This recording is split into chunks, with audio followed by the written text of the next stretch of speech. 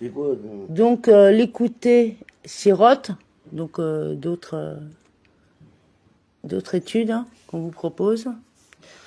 Fêtes et événements. Voilà, sirote. Donc, nous sommes la période de Pourim. Et donc, alors, soumission et compréhension, l'intervention d'Amalek, 4 signes distinctifs, enseignement de Pourim, la dimension profonde de l'âme et le choix du corps, les mitzvot de Pourim. C'était l'enseignement de Purim, c'était, mais bon, les mitzvot de Purim. De Pourim et l'unité d'Israël, c'est ça? Ouais. Et après, il y a une deuxième, deux mitzvot pour Pourim. Pourim et l'unité d'Israël, discours du Rabbi, bon, Shabbat, ça, on l'a fait. Et comme Pourim, alors il y a ça. Dans les textes de la bénédiction de la Torah, on constate également. Bon, d'accord. Donc, peut-être tu veux que je... Là, les mitzvot de Pourim, c'est ça? Et l'unité d'Israël. Ouais, et ça, c'est quoi? Et là, c'est Pourim et l'étude de la Chassidoute. Après, oui. Alors, les mitzvot. La paracha, les mitzvot de Pourim et l'unité d'Israël. Discours du Rabbi, Shabbat qui bénit le mois, d'Adar, Sheni, Shabbat chez Kalim, 5722-1962. Pourim est l'une des 7 mitzvot introduites par nos sages. Et certains, parmi les derniers décisionnaires, considèrent même que ces 7 mitzvot sont liées à Pourim. La lecture de la Megillah, la lecture de la Torah de ce jour, la lecture du paragraphe Al-Ha-Nissim, dans la prière et dans la bénédiction qui suit le repas, l'interdiction de jeûner et de prononcer une éloge funèbre, la joie et le festin jusqu'à en être ivre, l'envoi des mets à ses amis, on consultera, les mets et à ses amis et les dons aux pauvres. On consultera à ce sujet le Rambam, loi des bénédictions, début du chapitre 11, qui dit que la bénédiction de la Torah est comparable à celle que l'on prononce en accomplissant une mitzvah.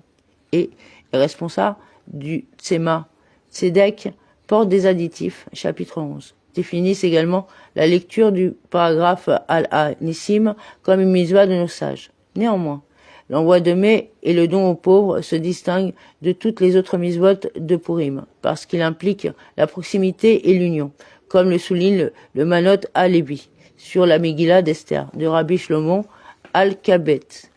Et l'on retrouve également cette unité dans la manière de donner ses mets ou ses dons aux amis ou aux pauvres.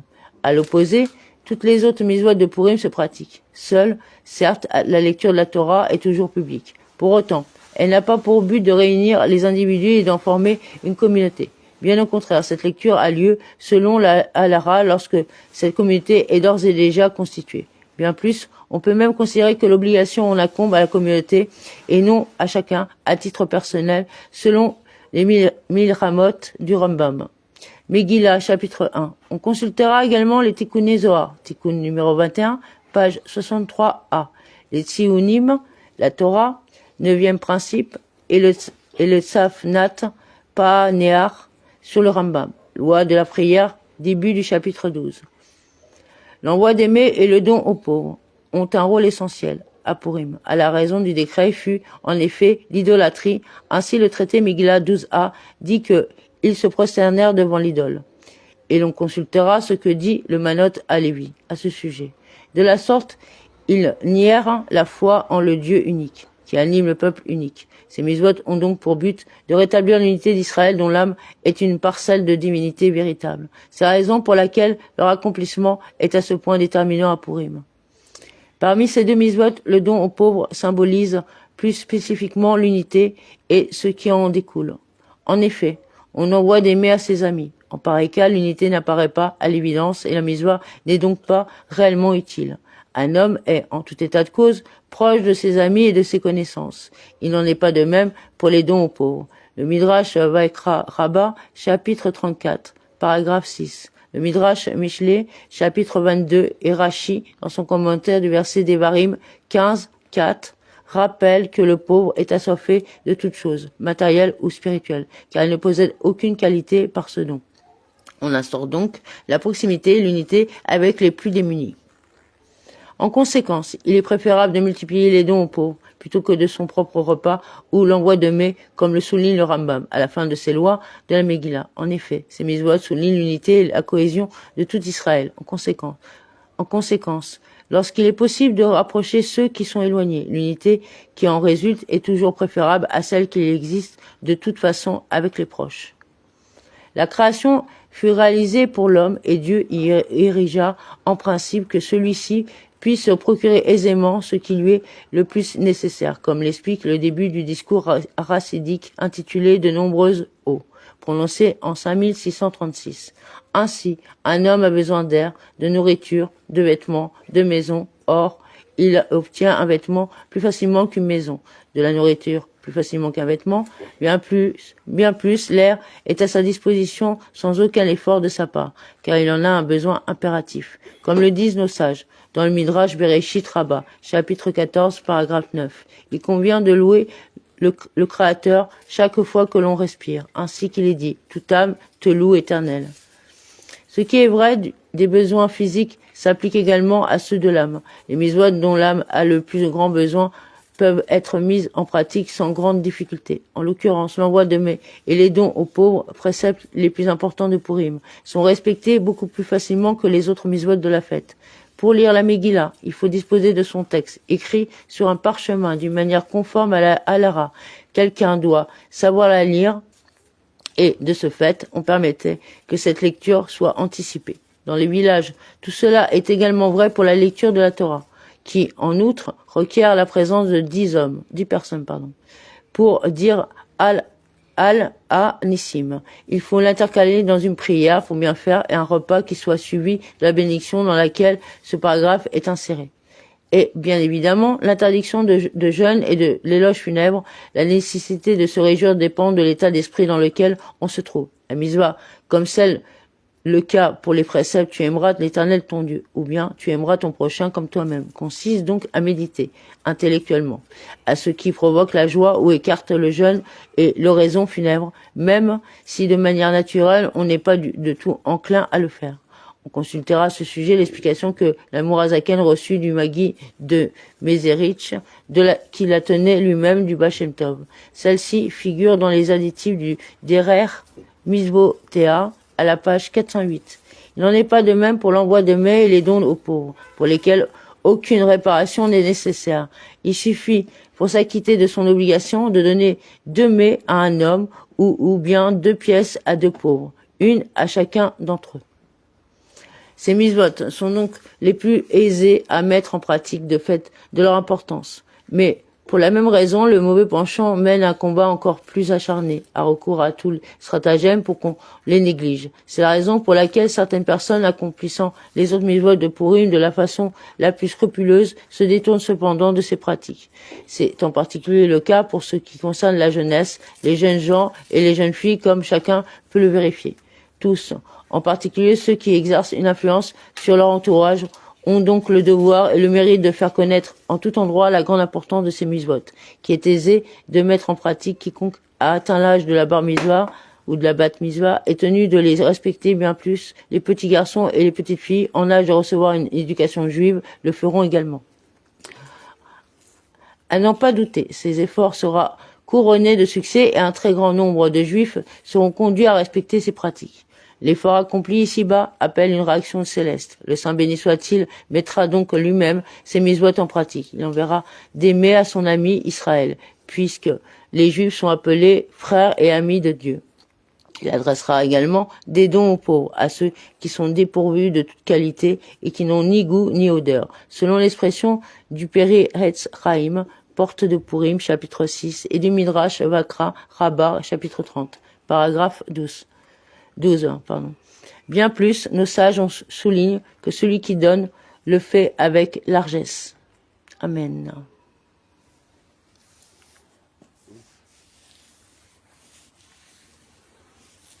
C'est tout? Tu voulais lire autre chose?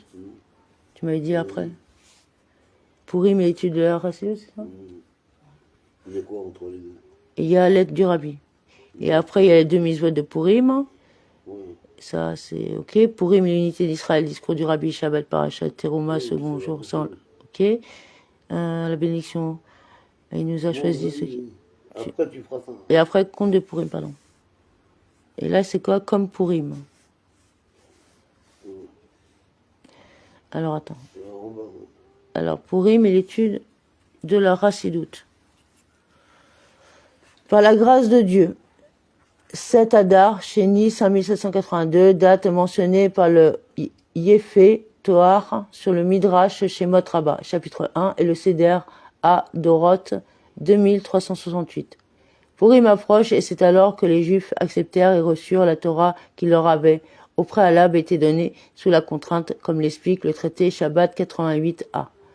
Puisse Dieu faire de chacun intensifie son étude de la partie révélée de la Torah et de la Rassidoute, en particulier lorsque celle-ci est publique, comme l'explique le traité Megillah 3b et le Magen Avraham sur le Shulhan Aruch Ora Raim, chapitre 687, paragraphe 3. Bien plus, on peut dire que l'étude de la Rassidoute soutient celle de la partie révélée de la Torah, comme le précise le Kuntra Etzraim, chapitre 15, paragraphe 21, et l'écouter Torah Vakra au commentaire du discours ne fait pas disparaître, paragraphe 5. Et il en est de même pour le service de Dieu, en général, comme l'explique longuement le Kuntras Etzraim, montrant que l'unité supérieure permet d'asseoir l'unité inférieure. Ceci exercera également son effet sur la pratique des mitzvot, car disent nos sages, grand est l'étude qui conduit à l'action. Les voiles et les obstacles disparaîtront, dès lors que l'étude portera conjointement sur la partie révélée et sur l'enseignement profond de la Torah, comme l'établit le contraste précédemment cité. De fait, c'est également de cette manière que les mitzvot peuvent marquer de leur empreinte la manière dont on sert Dieu, dans ses actes permis, ainsi qu'il est dit, en toutes tes voies reconnais-le. Bien plus, c'est de cette façon que l'on apporte l'élévation aux trois forces du mal et que l'on transforme l'obscurité véritable en lumière, comme l'explique la fin du Sefer HaMizvot du Tzema Tzedek. Amen. Ainsi, affirment les sages au traité Berarot 63a, en toutes tes voies reconnais-le, même s'il faut passer par une faute pour accomplir la mitzvah, comme le fit le prophète Élie sur le mont Carmel. Le Tzema Tzedek établit l'élévation d'une telle forme du service de Dieu. En effet, il est dit que les justes parfaits ne peuvent accéder à l'élévation de ceux qui sont parvenus à la Teshuvah. Malgré cela, explique le Tzema Tzedek, en mettant en pratique ce qui vient d'être dit, on parvient à surpasser ceux qui ont accédé à la Teshuvah. Néanmoins, on accomplira tout cela uniquement avec joie et inspiration, avec un bien visible et tangible, car telle est précisément l'importance de Purim, qui inspire la joie au corps et à tout ce qui le concerne, comme le souligne le Touré Zahav, commentant le Shulhan Aruch Ora Raim, chapitre 670, paragraphe 3. La manière d'appliquer tout ce qui vient d'être dit à son propre service de Dieu est, sans doute, bien claire pour chacun. Amen. Bon, tu veux leur lire la lettre du rabbi? Ah oui, moi, ça me dérange pas. Ouais, non, mais le rabbi, c'est bon, il m'a saoulé. Alors, deux mitzvot, tiens, je sais pas, il y a comme... Oui, les deux mitzvot. Les deux mitzvot. Voilà. Non, mais c'est pour vous dire qu'il y a quand même des écrits à disposition, donc on s'en servir réellement.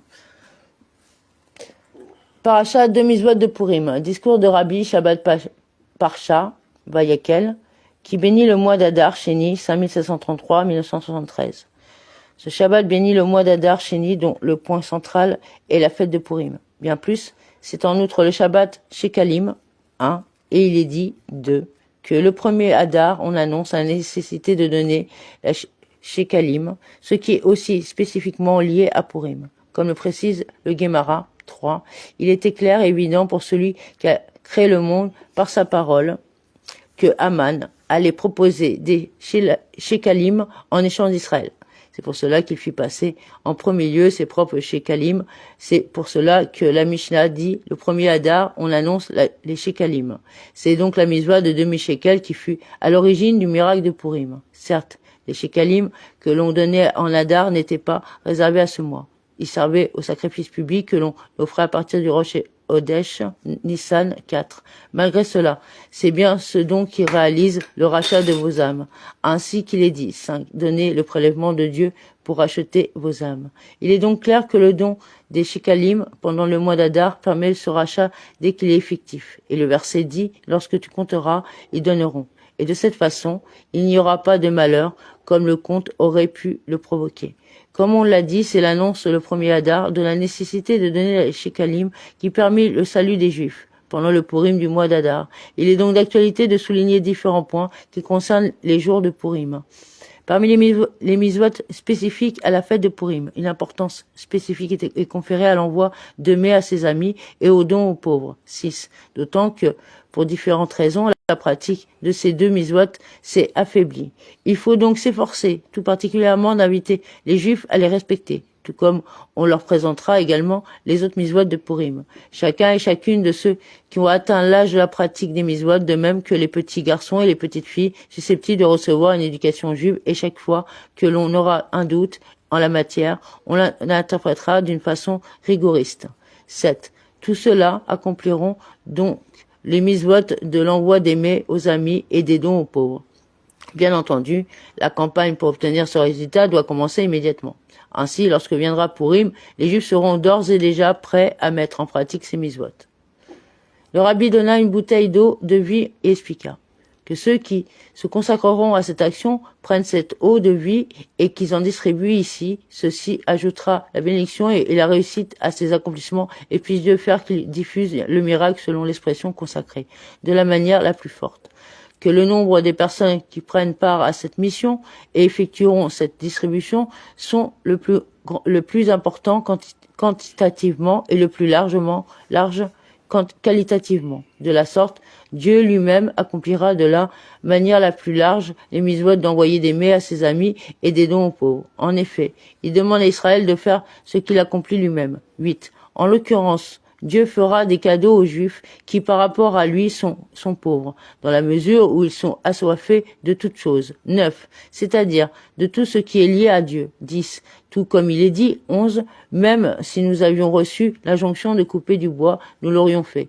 Dieu accomplira en outre la misva d'envoyer des mets. 12. Aux amis, c'est-à-dire aux Juifs qui sont effectivement ses amis. 13. Ainsi s'accomplira la promesse selon laquelle nous rapprocherons une délivrance de l'autre. 14.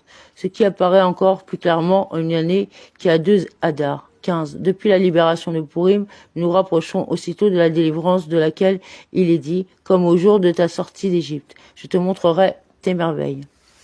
Puisse Dieu faire que tout cela soit accompli dans la joie, ce qui est également lié au mois d'Adar, puisque dès le début d'Adar, on multiplie sa joie et l'on peut penser que lorsque l'on bénit ce mois, en le Shabbat qui le précède, on le fait entrer d'ores et déjà, puis on sera encore plus clairement ainsi à Purim, dont la joie est particulièrement élevée, parvenant même jusqu'à ne plus savoir. En effet, la joie brise l'ordre établi, et quand on la multiplie précisément jusqu'à ne plus savoir, on brise effectivement toutes les limites et l'on relève la délivrance encore pendant le mois d'Adar, avant même Purim. La délivrance véritable est complète par notre juste Marchia, avec une joie éternelle sur leur tête, au-delà du savoir se trouvant dans la tête. Amen. Encore? Tu voulais lire la lettre du rabbi. Ah, non, il y avait ça aussi, comme Purim. Oh, tu veux que je les ai... Non, bah vas-y, comme pour. Mais tu as tapé hier, non? Non, Ah bon. je crois pas. Bon, on continue, hein. Alors, Paracha, comme Purim, discours du Rabbi, Purim, 5718-1958. Il est clair que la pratique de cette mitzvah rend nécessaire de ne pas y penser, car tant que l'on ressent la joie, elle n'est pas encore celle de Purim, mais uniquement celle des jours d'Adar. Ceci peut être rapproché de la mitzvah de l'oubli, ou encore de l'accession à une haute fonction, qui sont obtenues quand on n'y pense pas, car, comme le disent nos sages, lorsque quelqu'un fuit les honneurs, il est poursuivi par les honneurs. Pour ajouter une note plaisante, on précisera qu'il ne s'agit pas ici de celui qui fuit les honneurs tout en se retournant pour vérifier que les honneurs le poursuivent. C'est à ce propos qu'il est dit: la face de la génération est comme celle d'un chien qui court devant son maître, mais regarde derrière lui pour vérifier que celui-ci le suit. En réalité, Purim surpasse tout cela, car les exemples qu'on a cités peuvent aussi être perçus de manière négative. Ainsi, pour pratiquer la mitzvah de l'oubli, il faut avoir conscience de cultiver un champ, et ce qui est oublié doit être de la même espèce que ce qui pousse dans le champ. Comme le précise le traité PA à la fin du chapitre 6. L'accession à une haute fonction suppose de connaître l'existence des honneurs, mais de les fuir. Il n'en est pas de même en revanche pour Purim, puisque l'on parvient alors jusqu'à ne plus savoir véritablement ni Aman est maudit, ni Mordéraï est béni, ni don de sa propre personne émane alors de l'essence de l'âme qui transcende totalement la conscience. C'est le sens de l'affirmation de Tikkuté Zohar selon laquelle Yom Kippour est comme Purim. Lui est uniquement comparé à Yom Kippour. En effet, on fait don de soi-même par l'essence de son âme. Mais l'on accorde encore de l'importance aux contingences matérielles et l'on peut donc en être troublé. C'est la raison pour laquelle on n'a pas le droit de manger et de boire. Ainsi, la supériorité de Purim est le fait de parvenir jusqu'à ne plus savoir. Et la cause de tout cela fut leur situation, l'abnégation dont ils firent preuve tout au long de l'année, bien qu'ils ne se consacrèrent alors à leur travail, qu'ils mangèrent et qu'ils burent. Grâce à l'abnégation de Purim, on peut révéler et comprendre après cette fête que pour les Juifs ce fut lumière et honneur. Et l'on mérite de recevoir la délivrance de Purim pour puis on la rapproche de celle de Pessah. De même, pour ce qui nous concerne, nous aurons, comme au jour de ta sortie d'Égypte, je te montrerai des merveilles par notre juste Mashiach très bientôt et de nos jours. Amen. Et quoi? La lettre du Rabbi, c'est ça? Parce qu'encore, il y a demain, la lettre du Rabbi. Ou tu veux la lire? Moi, je m'en fous. Hein. Bah, demain. Je sais quoi. Il y a quoi?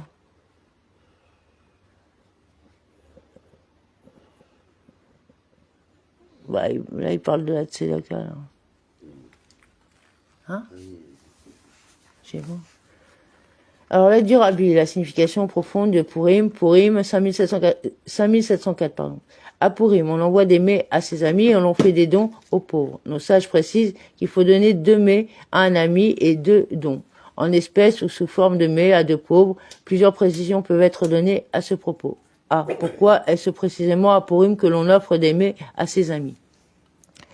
Si c'est parce que Purim est un jour de festin et de joie, parce que l'on est tenu d'être ivre pendant cette fête, en quoi cela diffère-t-il du repas et des kidouches qui sont instaurés pendant le Shabbat, ou bien de la nécessité de se réjouir pendant les 3 fêtes, ce qui conduit à y consommer de la viande et à y boire du vin, ou encore des 4 coupes de Pessah, ou du devoir de manger plus qu'à l'ordinaire à la veille de Yom Kippour?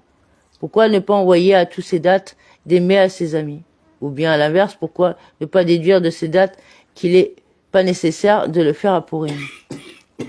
B. Pourquoi parler d'envoi Mishloach de mets aux amis et seulement de dons matanot aux pauvres, sans préciser qui leur sont envoyés?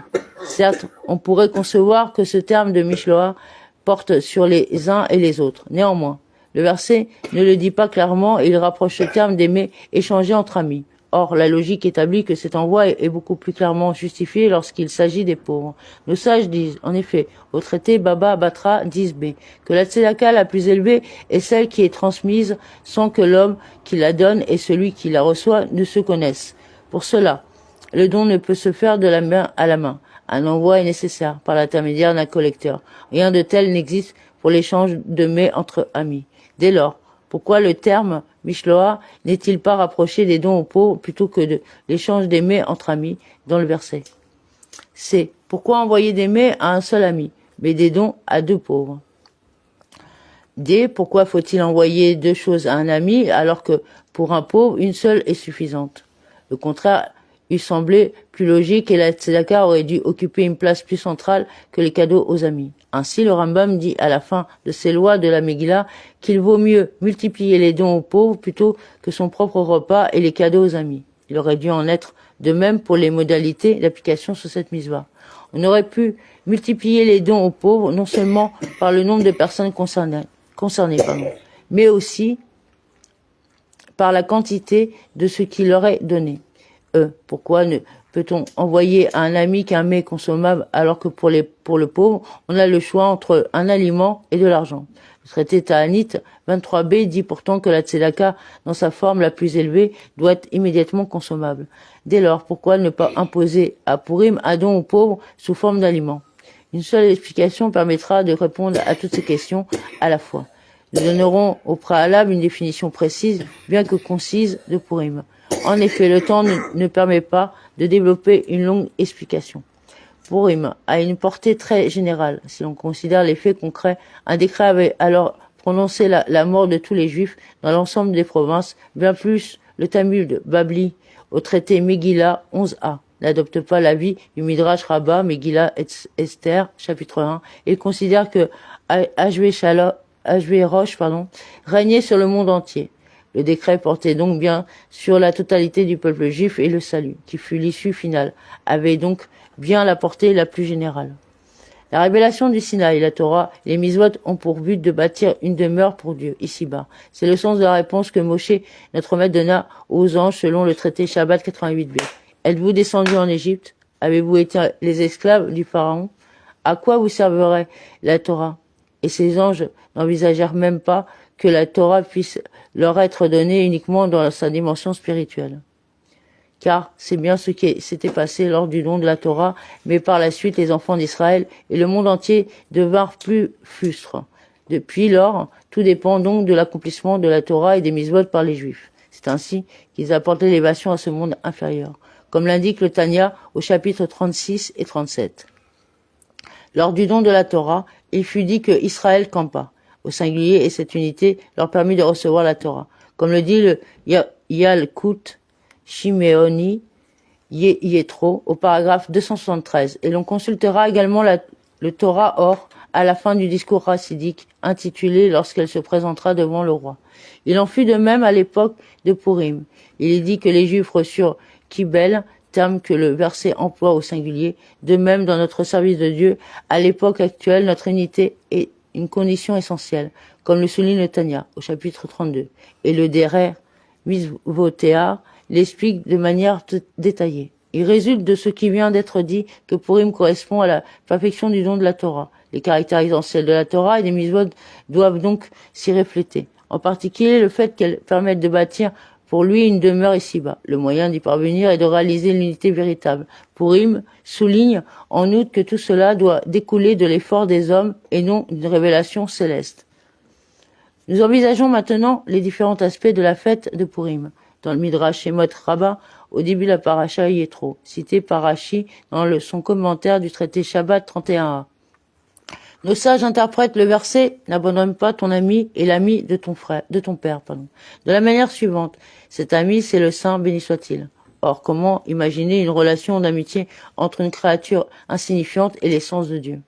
En fait, Dieu prit la décision lorsqu'il donna la Torah d'y inscrire l'essence de lui-même, selon le Midrash Shemot Rabbah. Au début du chapitre 33, il fit que la récompense de la mitzvah, de la même étymologie que Tsavta, le lien, soit la possibilité de se lier à lui, comme l'explique longuement mon beau-père, le rabbi Shlita, dans le Hatamim, fascicule 1, page 25, et comme l'indique brièvement le Hayom Yom à la page 102. C'est pour cette raison que l'on emploie pour définir la Torah et les mitzvot. L'image de la nourriture et de la boisson dans le Midrash Rabbah Kohelet, chapitre 2, paragraphe 24, qui dit « Chaque fois qu'il est question de nourriture et de boisson, dans cette Megillah, le verset fait en réalité allusion à la Torah et aux bonnes actions. La Torah est en outre comparée au pain, celui des hommes, mais aussi celui de Dieu. Si l'on peut ainsi s'exprimer, ainsi qu'il est dit « Allez lutter pour mon pain ». Ce qui, d'après le Likutei Torah Matot, fait également allusion au mitzvot. Il s'agit donc bien de mon pain, et c'est pour lui qu'il faut lutter. Il en est ainsi pour la Torah et les mitzvot, de manière globale. Mais en une analyse plus précise, quelques distinctions peuvent néanmoins être faites. Ainsi, l'amour et la crainte de Dieu ne sont que les ailes, selon les chapitres 40 du Tanya, pour une raison que ce texte précise dans les discours racidiques de la Parasha Vayeshev, dans le Torah Or et le Torah Raïm. Ils sont également surnommés l'or et l'argent, lesquels permettent d'acquérir la nourriture et la boisson. Tels sont les mitzvot de Purim.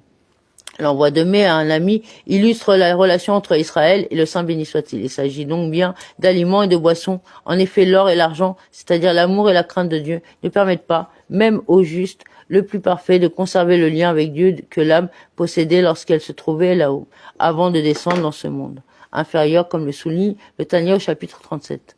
Bien plus, l'âme n'est pas descendue ici-bas pour acquérir ses sentiments, mais plutôt pour y bâtir le sanctuaire de Dieu en accomplissant complètement les mitzvot.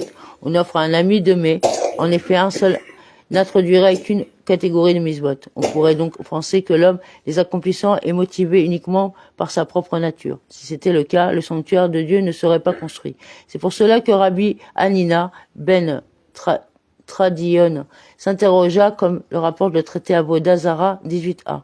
Ai-je une part dans le monde futur? Le Torah en précise tout cela dans le commentaire du discours hassidique intitulé De nombreuses eaux.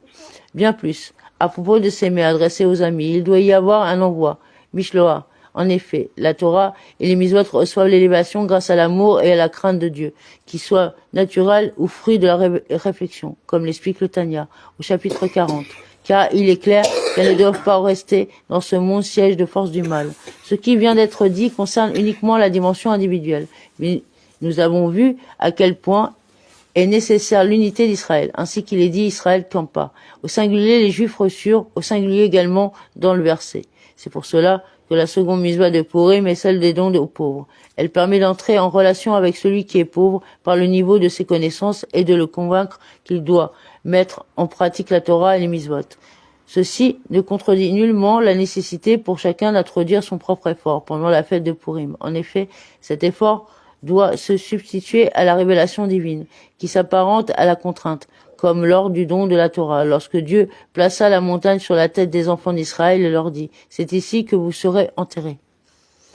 On peut ainsi comprendre la preuve que tire le Torah à la fin du discours hassidique intitulé « On est tenu de s'enivrer », du fait qu'il n'y eut pas de révélation divine à Purim, parce que le verset dit « Je voilera ma foi ce jour-là ».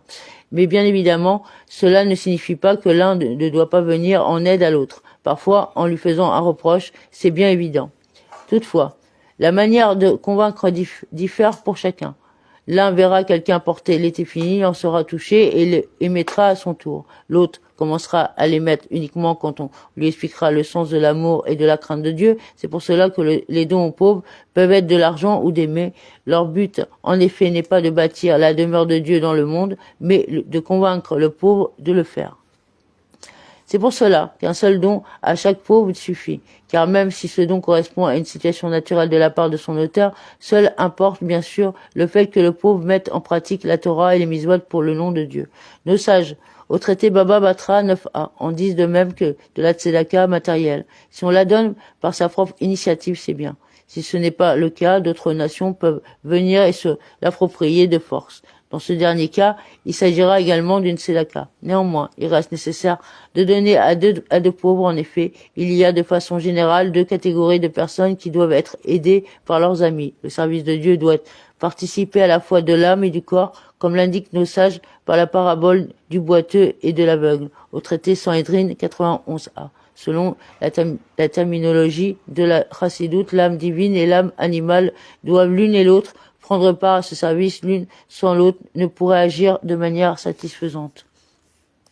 De plus, un effort est nécessaire pour l'une comme pour l'autre. En effet, l'âme, lorsqu'elle descend ici-bas, s'inscrit dans la dimension matérielle. De même, il faut tenir compte des différentes catégories d'hommes qui servent Dieu. Certains le font par leur corps, d'autres par leur esprit. C'est pour cela que l'on fait des dons à deux pauvres. Lorsque l'on s'efforce de rapprocher son prochain de la Torah et des mitzvot, on peut agir de différentes façons. De manière générale, on en définit deux. A.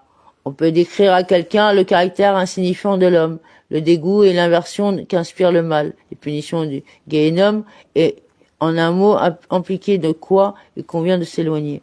C'est de façon générale l'option de l'éthique du Moussar.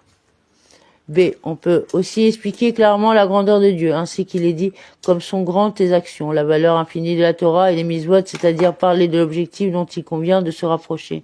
C'est de façon générale la conception de la chassidoute. Voici l'un des points qui distingue ces deux approches.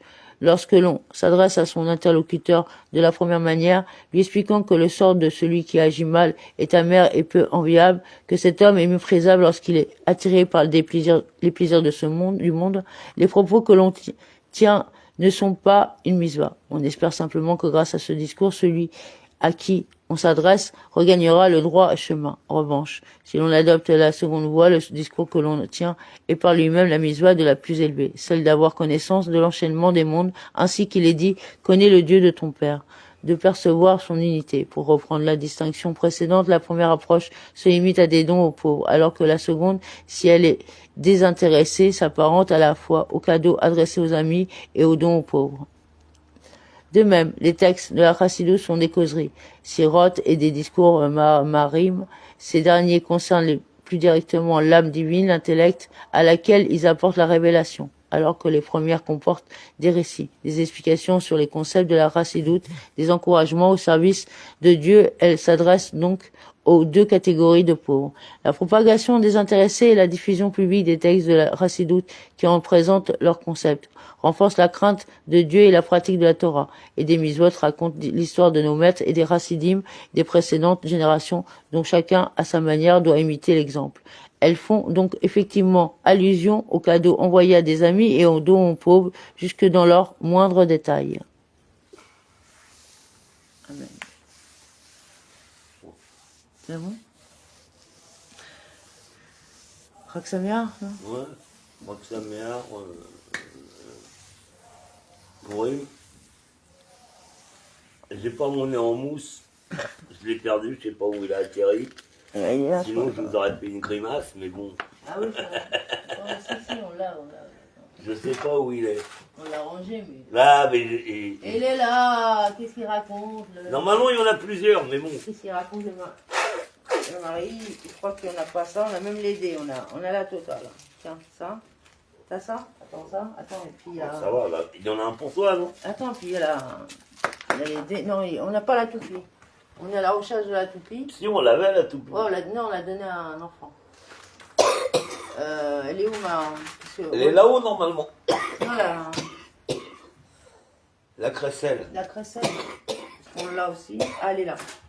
Elle est là-haut. On est équipé. Voilà, Aman n'a qu'à bien se tenir. Voilà. Voilà. Alors vas-y, tu te mets à ma place et tu tournes. Non, à ta place. On est équipé. Voilà. D'où je prends la place des autres. Je donne ma place. On a les dés. Quoi. Oui, parce que c'est un sort, donc c'est pour ça qu'il y a les dés. Voilà. On va les mettre là, voilà. Voilà, parce qu'il y a un sort, c'est pour ça. J'ai pas fait exprès, hein, si c'est 3-9. 3, 6, 9, ouais, c'est ça. Bon, voilà. Allez.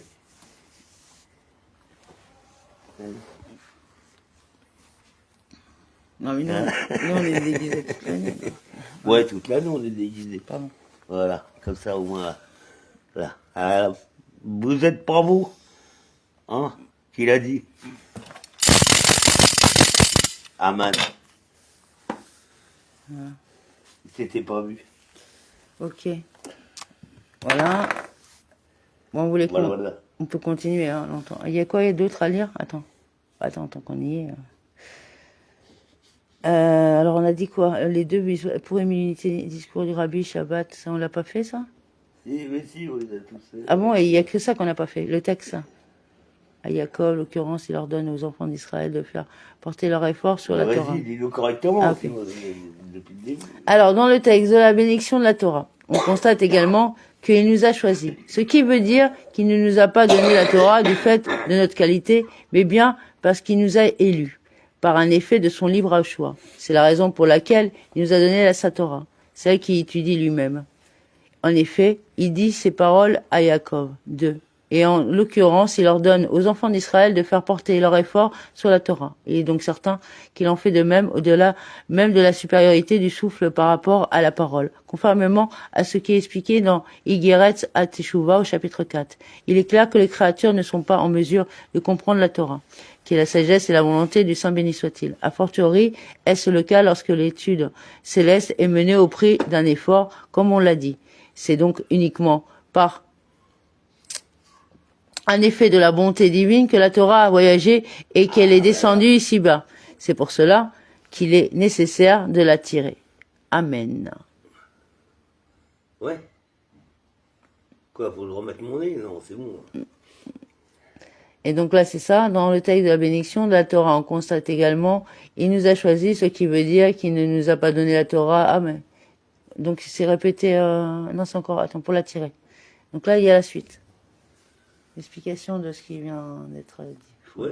D'accord. Ouais. Donc là, c'est en mettant plus gras, hein, donc on devrait même, voyez, vous devriez peut-être le photocopier. De sa source chaque jour de nouveau, car un homme par lui-même n'a rien de commun avec cette Torah.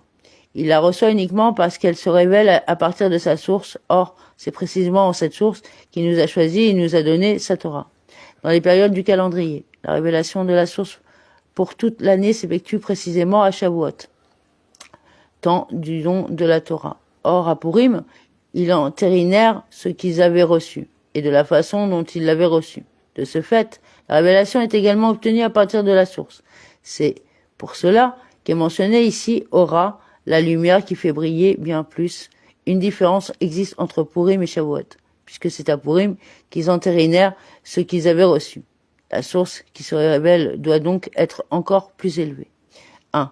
La source telle qu'elle existe au sein même de la Torah et sa dimension profonde qui traite des séphirotes de la divinité qui transcende le monde. Il faut donc lier cette partie intérieure de la Torah à son aspect révélé, jusqu'à l'en pénétrer, en mettant en évidence sa dimension profonde, source de la Torah, au sein de la Torah elle-même, au sein de la partie révélée. On révèle également la source véritable de la Torah, celui qui la donne. C'est précisément là le fait nouveau qui fut introduit par la yeshiva Tom Rei Temimim. Déjà au préalable, on étudiait l'enseignement profond de la Torah, mais on le faisait de manière indépendante, sans le relier à la partie révélée. La Temimi, en revanche, ces deux dimensions s'unissent ensemble. La partie profonde est structurée comme l'enseignement révélé et cette Torah apparaît dans son intégrité. On reconnaît dans l'étude de l'aspect révélé quelqu'un qui a au préalable étudié la partie profonde et dans l'enseignement profond, quelqu'un qui connaît la partie révélée. Car l'ignorant ne peut pas être un chassid. Tel est le sens de la question. Pourquoi la terre fut-elle perdue? La terre correspond ici au Gan Eden, qu'il faut rehausser en mettant en évidence l'Éden dans le Gan, comme l'on l'a expliqué, en l'absence de la bénédiction de la Torah qui permet de révéler sa source dans la Torah. On sépare l'Éden du Gan et l'on ne parvient pas à le rehausser. Bien plus, la terre est perdue car, comme on l'a dit, il est impossible de percevoir la sagesse de Dieu si l'on ne dispose pas de la force céleste. À l'opposé, la bénédiction de la Torah permet de rehausser la terre et de révéler l'Éden dans le Gan. Ainsi qu'il est dit, il planta un verger. 2. Mon beau-père, le rabbi, dit, une fois, à la présence divine a connu 10 exils. Toméi Memui a vécu de nombreux exils. Il y a 18 ans. Cette yeshiva a été créée aux États-Unis dans l'hémisphère inférieur, afin que là aussi l'enseignement révélé et la dimension profonde s'unissent. La partie révélée de la Torah correspond à l'arbre de la connaissance, sa dimension profonde à l'arbre de vie qui n'est pas saisi par le monde et que l'on reçoit par l'intermédiaire de l'arbre de la connaissance, afin d'obtenir la vitalité et l'éternité dans un monde qui, par nature, est limité et mort. Cette révélation transcende le monde et bien entendu, elle n'est pas soumise aux fluctuations inhérentes au temps et à l'espace. Certains commettent l'erreur de penser que pendant ces 18 ans, il y ait eu un changement ou bien un affaiblissement, ce qu'à Dieu ne plaise, il n'en est rien. Le mauvais penchant incite à admettre que le manque se trouve chez l'autre. On doit se rappeler de l'enseignement de nos sages à propos du verset, car ce n'est pas une chose vide, selon lequel, si elle est vide, c'est à cause de vous. La médecine a découvert ce que la Torah sait depuis longtemps, en expliquant à un malade mental la cause de son affection en lui. Apportant cette connaissance, on le guérit à moitié. Et il en est bien ainsi, en l'occurrence, si l'on sait la cause de la maladie mentale. Puisqu'un homme commet une faute uniquement lorsqu'il est saisi par un esprit de folie. Si l'on comprend que si elle est vide, c'est à cause de vous. Ceci sera utile. Il faut savoir que les forces existent, que l'on peut en puiser et en puiser encore. Nos chefs ont fondé cette yeshiva et le corps suit la tête, non l'inverse. Ce qu'à Dieu ne plaise, il est possible de puiser et de puiser encore, comme le dit le Tzemach Tzedek à propos de l'affirmation suivante de nos sages. C'est là-bas que l'on puisait l'inspiration sacrée. Il est donc possible de puiser jusqu'à la venue de notre juste Mashiach, très bientôt et de nos jours. Amen.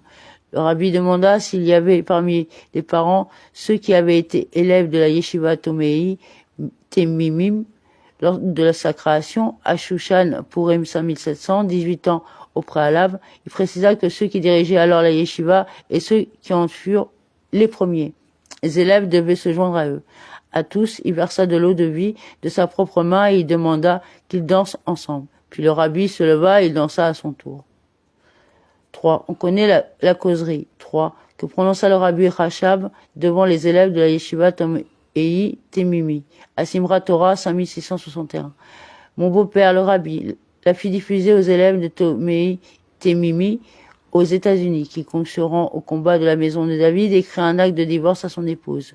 Il explique dans cette causerie que les élèves de la yeshiva, les Temimi, mènent effectivement la guerre de la maison de David. Ils doivent donc divorcer de tout ce qui concerne le corps et le monde matériel. Dans une armée, la récompense est accordée aux officiers. En revanche, la victoire effective est obtenue par les soldats. En conséquence, les élèves de Tomei Temimim, en cette période en laquelle on se moque des talons de Tombachia, ceux qui constituent l'armée doivent écrire un acte de divorce à toutes les préoccupations du monde. D'une manière concrète, les paraboles de la Torah émanent de ce qu'elles doivent illustrer. C'est le sens des 3000 paraboles du roi Shlomo, qui sont une succession de 3000 étapes, comme l'explique la Torah Or. Tous les détails de la parabole doivent donc se retrouver dans ce qu'elle illustre. En l'occurrence, l'image que cet acte de divorce évoque est la suivante. Il doit en pareil cas être donné de son plein gré. Pour autant, par la suite, il accroît l'intensité de l'amour. Et il en est bien assis des préoccupations du corps physique et de ce monde matériel. On pourra en être découragé. Mais par la suite, Esther est conduite pendant le mois de Tével, lorsque le contact physique suscite le plaisir, au sens le plus littéral. Dès lors, l'essence de Dieu se relève au sein du corps physique et le choisit. On sait en effet que Asvéroch fait allusion au Saint béni soit-il, comme l'explique le Rama. Et pour ceux qui cherchent une preuve de la partie révélée de la Torah qui en est bien assis, on sait que le Rama était un décisionnaire. Bien plus, l'essence de Dieu tire plaisir du corps physique car sa finalité est atteinte par l'intermédiaire des mitzvot que l'on met en pratique de façon concrète. De fait, les mitzvot qui sont des obligations incombant au cerveau et au cœur doivent être aussi mises en pratique parce que j'ai émis un décret. Cette expression fait allusion à l'aspect inerte du corps, du cerveau et du cœur. Or, c'est précisément là que se trouve l'essence de Dieu, comme l'explique le rabbi Rachab dans une causerie de Simra Torah 5694 qui figure dans le Torah Shalom. Toutes les mitzvot se rattachent à l'essence de Dieu.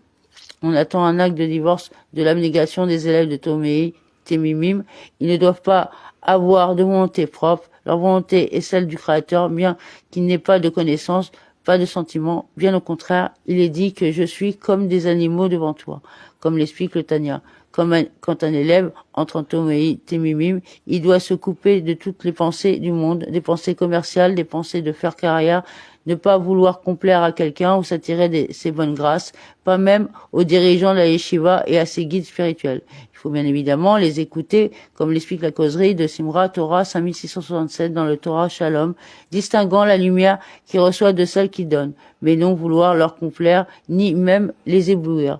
Lorsque l'on a pour seul objectif de mettre en pratique la volonté de Dieu, de faire don de sa propre personne, on divorcera de toutes les autres préoccupations, puis par la suite on disposera de tout le reste également, et même encore plus largement. Dès lors, on aura la certitude que le contact physique suscite le plaisir. Dans le monde futur, c'est l'âme qui sera nourrie par le corps, et l'on se prépare à cela en mettant en pratique les mitzvot d'une manière concrète, avec soumission et en mettant de côté sa propre volonté. De cette façon, on pourra cumuler les deux qualités, ma sœur et mon âme et mon ami, comme l'explique l'écouter Torah. Après la victoire au combat, l'amour sera accru, non seulement comme ce fut le cas lorsque le monde fut créé dans sa perfection, mais bien en révélant le grand cercle. De la sorte, la droite se révélant ici-bas sera attachée à ce grand cercle 4, jusqu'à ce que se relève le niveau de Rajveloch, celui qui possède le début et la fin, au-delà de toutes les notions du haut et de bas.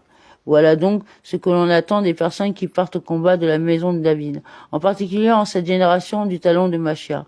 Et il est certain que l'on connaîtra la victoire. Par leur intermédiaire s'accomplira la promesse selon laquelle la terre s'emplira de connaissance de Dieu. Tous me connaîtront, ils connaîtront non seulement je suis l'Éternel, c'est mon nom, mais aussi moi-même, l'essence de Dieu, qu'aucun signe ne serait désigné. Il en sera ainsi grâce aux élèves depuis la création de la yeshiva jusqu'à la fin des jours.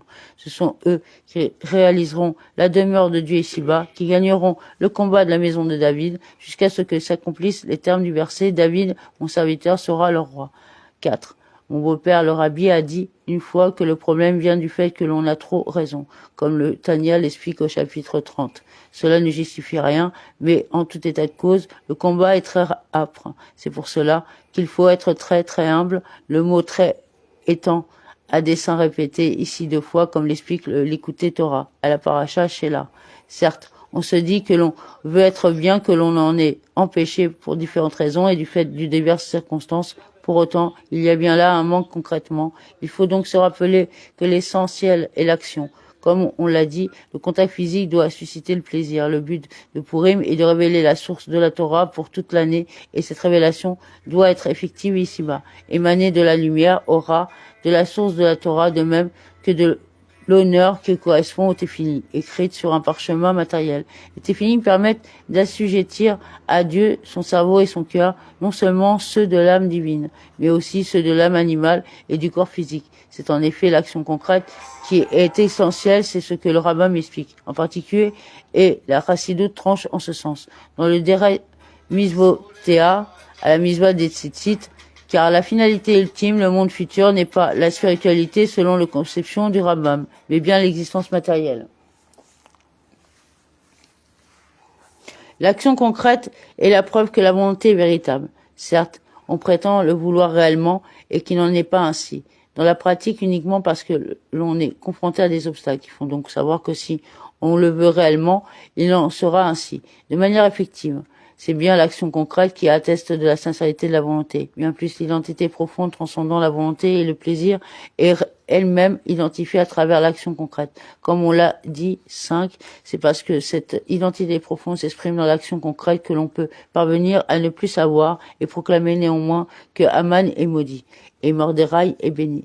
Il en résulte que l'aspect essentiel, la finalité de tout, est bien l'action concrète. 6. Certains s'abstiennent d'accomplir différents actes importants de peur de contrevenir à l'honneur dû à quelqu'un. Ils se disent qu'il est préférable de ne rien faire. Il est donc nécessaire de savoir que la finalité de l'enchaînement des mondes et celle de la descente de l'âme ici-bas ne sont pas uniquement de se préserver du mal, car cette âme est une parcelle de divinité et cette parcelle est représentative de l'essence, comme l'enseigne le Baal Shem Tov. Quand elle descend ici-bas, c'est donc l'essence de Dieu qui se trouve dans ce monde. En conséquence, ne faire que se préserver du mal ne peut pas être son objectif, car si l'enchaînement des mondes n'avait pas été créé, le mal n'aurait pas existé. La finalité ultime est donc de prodiguer le bien, et c'est pour cette raison qu'une injonction repousse un interdit. En conséquence, se justifier en prétendant que l'on n'a pas fait une bonne action afin de ne pas trébucher sur ce qui s'apparenterait à de la médisance n'est qu'un stratagème du mauvais penchant. Une telle attitude ne permet pas de mettre en pratique la volonté de Dieu. Bien plus, elle va à l'encontre de cette volonté, puisque Dieu veut et souhaite que l'on fasse le bien, comme on l'a dit. Le but final est donc l'action concrète. Les 24 heures de la journée doivent être emplies d'actions concrètes, en sorte que l'on puisse écrire noir sur blanc ce qui a été accompli pendant ce laps de temps. 7. Les Rassidim de l'amour Chaim Saï, conformément à ses instructions, avaient l'habitude, quand il revenait de Lubavitch, de répéter les discours rassidiques qu'il avait entendus dans toutes les villes et tous les villages qui traversaient sur leur chemin. En effet, nombre d'entre eux n'avaient pas les moyens de payer un fiacre et se déplaçaient donc à pied. L'un de ces jeunes gens qui possédait des capacités et une éloquence certaine récita clairement ces discours en les expliquant d'une façon agréable.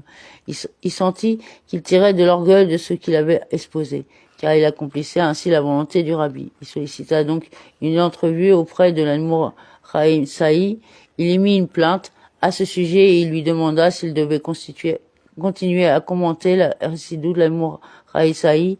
Lui répondit: tu peux devenir un oignon, mais en tout état de cause, tu dois commenter la chassidoute. Il y a bien là une directive très claire pour diffuser les sources de la chassidoute. Il est justifié de devenir un oignon et la passivité justifiée de la manière qu'on l'a dit émane de la force du mal du serpent. Qu'il est rusé et que l'on doit déraciner. Mon beau-père, le rabbi, interrompit son récit pour préciser que Onié, le chassid bien connu, le Rav El Hanan Dov Marosov, l'un des plus anciens élèves de la yeshiva à Lubavitch, buvait de l'eau de vie pour que l'on attribue ses propos à son ivresse, afin qu'ils puissent tous exprimer clairement que l'on prenne donc de l'eau de vie et que l'on quitte les limites et la mesure, la cravate qui doit être de la même couleur que les chaussettes, le vêtement du cou qui doit être identique à celui du pied, alors que l'homme montre toute sa grandeur lorsque sa tête est la plus haute, à la différence de l'animal dont la tête est au même niveau que le pied et que l'on se libère également des autres limites et des autres barrières. Certains sont satisfaits en leur cœur, car ils se disent que ces propos ne les concernent pas, qu'ils s'adressent à d'autres. Pour tout ce qui concerne l'action concrète, on doit se conformer aux propos de la Torah, qui emploie une périphrase afin de s'exprimer d'une manière correcte. Néanmoins, il en est ainsi uniquement lorsque la Torah rapporte un récit. En revanche, si elle doit trancher la halara de façon concrètement applicable, la Torah dit clairement un animal impur, un responsable de la yeshiva Tomei Temimim, doit exprimer les choses clairement, dire ce qui est pur et ce qui est impur. Certes, une situation d'impureté est inconcevable à Tomei Temimim. En revanche, il existe plusieurs niveaux de pureté, tout comme il y a 10 stades de sainteté.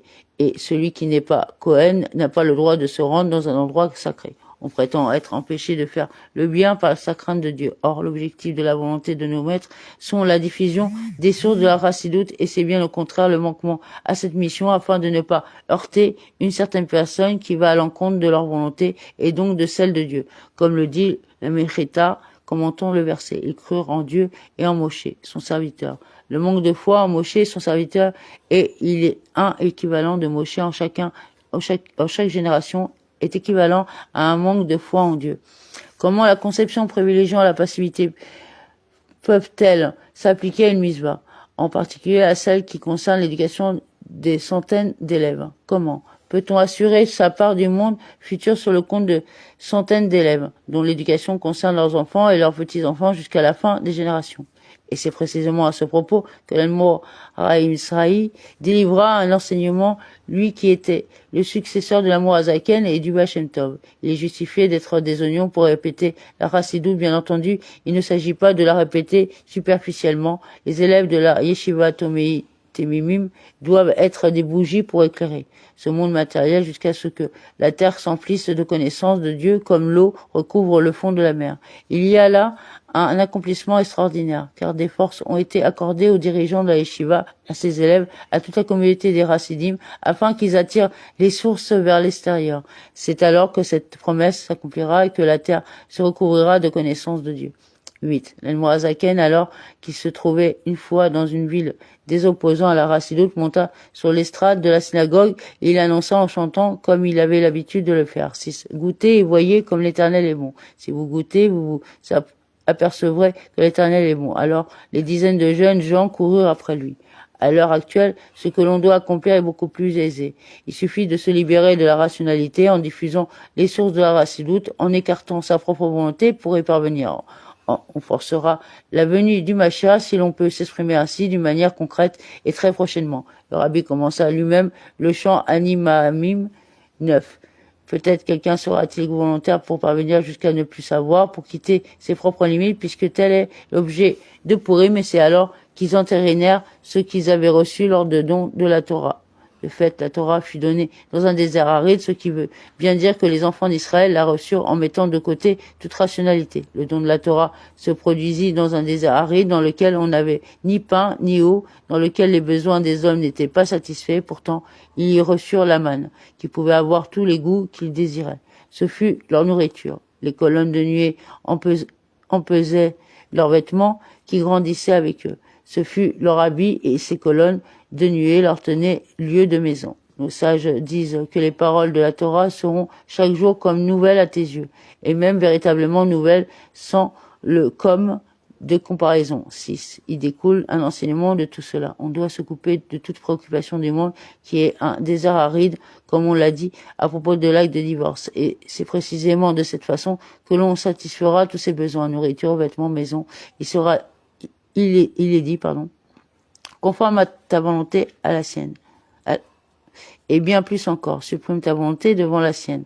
Dès lors, il fera que ta volonté soit la sienne, et bien plus encore, il supprimera la volonté des autres devant la tienne, car celle des autres subit les limites et les contingences de l'enchaînement des mondes. 10. Dans les générations précédentes, un homme pouvait avoir un bon comportement et malgré cela, constater que plusieurs de ses besoins n'étaient pas satisfaits, parce que l'on souhaitait le soumettre à l'épreuve. À notre époque, en revanche, ils se sont moqués des pas de ton Machia, l'attitude que l'on doit adopter à l'évidence, et donc que celui qui prend part au combat de la maison de David divorce de toutes les préoccupations du monde afin d'accomplir la mission de nos saints maîtres et chefs, de sorte que le monde s'emplisse de connaissances, que l'on commence à étudier la chassidoute dans les synagogues, les maisons d'études et même les endroits privés. Ainsi, tous les peuples de la terre se judaïsèrent, les voiles et les obstacles disparaîtront, les empêcheurs et les difficultés cesseront. Et l'on inspirera la crainte des Juifs, qui est la crainte de Dieu, comme on l'a rapporté. 6. Au nom du Rama. De fait, lui-même a été accepté en tant que décisionnaire pour tout Israël, conformément à la légion figurant dans le verset, et tous les enfants d'Israël s'acquittèrent de leur obligation, la main haute, Rama, par l'intermédiaire du Rama. Cela veut dire que la crainte des Juifs est réellement la crainte de Dieu et l'on peut le comprendre d'après le dicton bien connu de l'Admorazaken selon lequel chaque Juif ne peut pas et ne veut pas se séparer de Dieu, ce qu'à Dieu ne plaise. Il en résulte que tous les Juifs ont la crainte de Dieu. C'est pour cela que cette crainte de Dieu peut être appelée crainte des Juifs, celle de chaque Juif, y compris les ignorants, terme qui fait allusion à tous les besoins matériels, à la nourriture, à la boisson, aux 10 éléments mentionnés par le Rambam dans les lois des opinions, qui correspond aux 10 séphirotes célestes, desquels il découle. Ceci se réfère en outre aux ignorants qui se trouvent dans les 4 coudées juives et dans leur entourage, selon les explications qui ont été précédemment développées. 6.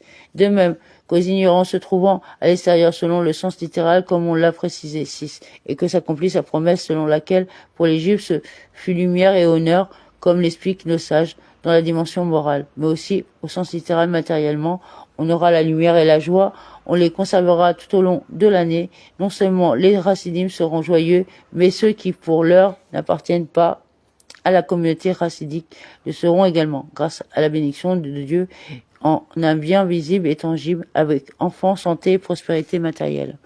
11.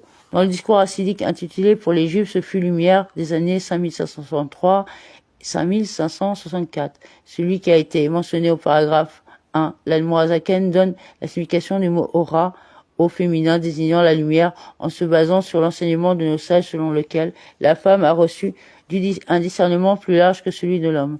C'est la raison pour laquelle une fille est astreinte à la pratique des mitzvot dès l'âge de 12 ans, alors qu'un garçon l'est seulement à 13 ans. En effet, les mitzvot requièrent une maturité et les femmes l'acquièrent avant les hommes. C'est le sens de ce discernement plus large.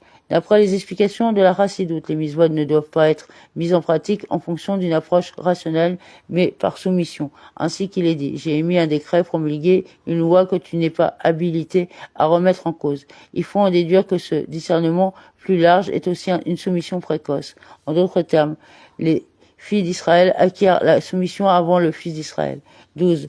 Dans la mesure où la pratique des mitzvot exige la soumission, leur accomplissement doit également être conforme en tout point aux enseignements de notre Saint Torah, car la volonté doit recevoir une application scrupuleuse, à la différence de la compréhension qui peut être partielle.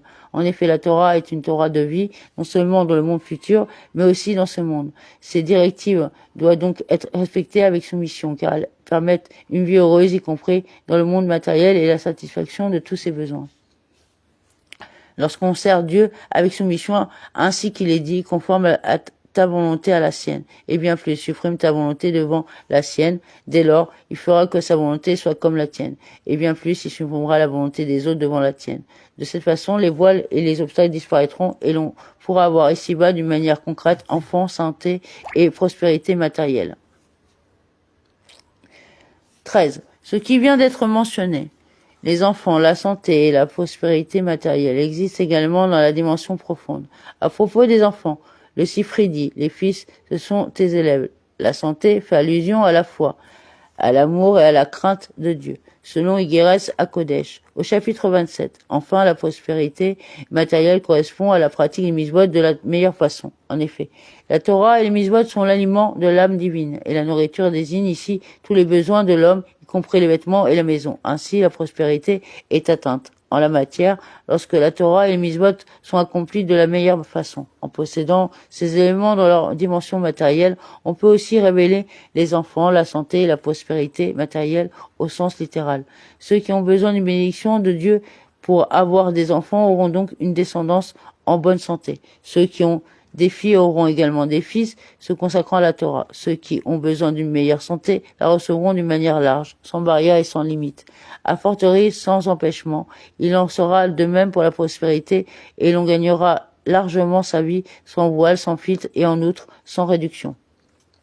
14. L'un des rabbinim racidiques a justifié le comportement d'un des maîtres de la racidoute qui était particulièrement large, en citant l'enseignement de nos sages selon lequel l'or fut créé uniquement pour le temple. C'est la raison de son existence dans le monde. On peut en déduire à quel point les besoins des enfants d'Israël doivent être satisfaits dans la largesse. 15.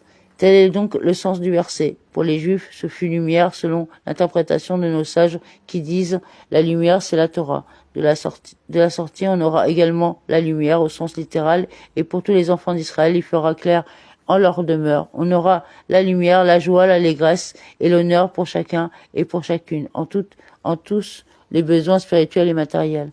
16. L'Admorazaken explique la signification de la lumière aura au féminin par le fait que la femme a reçu un discernement plus large que celui de l'homme, comme on l'a dit. Le verset veut dire que le miracle essentiel de Purim se produisit grâce à la lumière aura, bien qu'ils reçurent aussi la joie, l'allégresse et l'honneur. Ainsi, le début de toute chose est la lumière, car elle est fondamentale et elle surpasse tout le reste.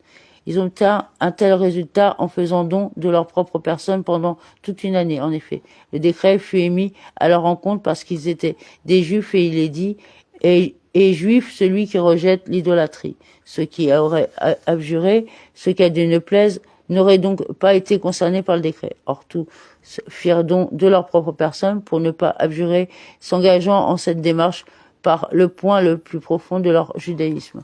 C'est la raison pour laquelle tous les Juifs furent identiques en la matière, des jeunes gens aux vieillards, les enfants et les femmes, car la dimension profonde de l'âme est identique chez chacun. Quand on met en éveil cette pointe de judaïsme, on supprime aussitôt les voiles et les occultations inhérentes au décret de Hachvérosh. En effet, une épreuve n'est qu'une illusion.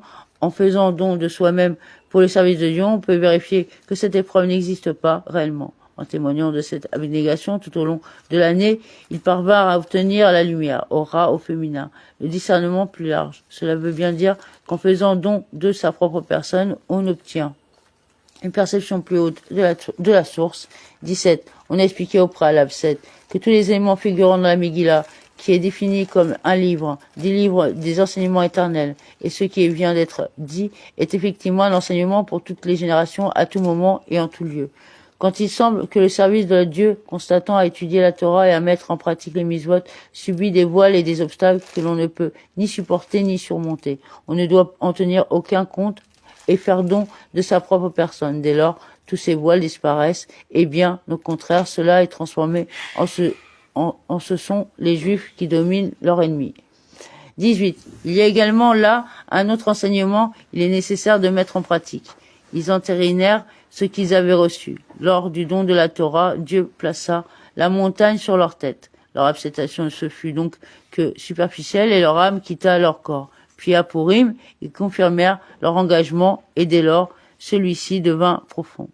Ceci apporte tout particulièrement aux chassidiques qui doivent tout intérioriser un don ordinaire de sa propre personne n'est pas suffisant. De leur part, tout doit être intériorisé profondément et appliqué concrètement. Dès lors, tous les décrets disparaissent et l'on parvient au niveau de la lumière aura, comme on l'a dit. 19. D'une manière concrète, la délivrance de Purim fut obtenue par l'intermédiaire de la reine Esther, qui se mérite par le fait qu'elle se conforma à la parole de Mordechai. Bien plus, elle engagea de sa propre initiative ce qu'elle n'avait pas entendu de lui. Comme il explique le Torah Or, elle prit conscience de la volonté de Dieu et c'est pour cela qu'elle fut en mesure de donner une expression concrète au potentiel, à la place du décret qui devait coûter la vie à tous les juifs et tout ce qui concerne le judaïsme. Une transformation intervint et ce fut les juifs qui dominèrent leur ennemi. Il y a bien là un enseignement pour toutes les filles d'Israël en chaque génération. Chaque femme juive est la descendante de Sarah, de Rivka, de Rachel et de Léa. Elle reçoit la force, quand elle fait don de sa propre personne, de révéler la lumière, la joie, l'allégresse et l'honneur spirituellement et matériellement. Telle fut la délivrance de Purim. Il faut donc rapprocher une délivrance de l'autre, la libération de Purim de celle de Pessah. Certes, la sortie d'Égypte se produisit en 2448, mais elle ne fut qu'un commencement. Il est encore nécessaire de la poursuivre jusqu'à la conduire à son terme. Lorsque, comme au jour, au pluriel 7, de ta sortie d'Égypte, je te montrerai des merveilles. 20. À la fin de la réunion chassidique, avant de partir, le rabbi rappela la nécessité de réciter les bénédictions finales et de poursuivre les différents aspects de Purim tout au long de l'année, afin que l'on ait la lumière, la joie, l'allégresse et l'honneur. Amen.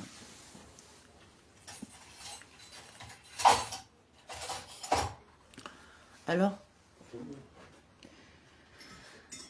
voilà. Bah, je pense qu'avec tout ça, on va pouvoir entamer les fêtes avec une bonne spiritualité. Ben, je pense que ça va vous aider à comprendre réellement le sens de Purim et l'implication que ça peut avoir sur le reste de l'année, sur votre caractère, votre façon de réfléchir et vos jugements.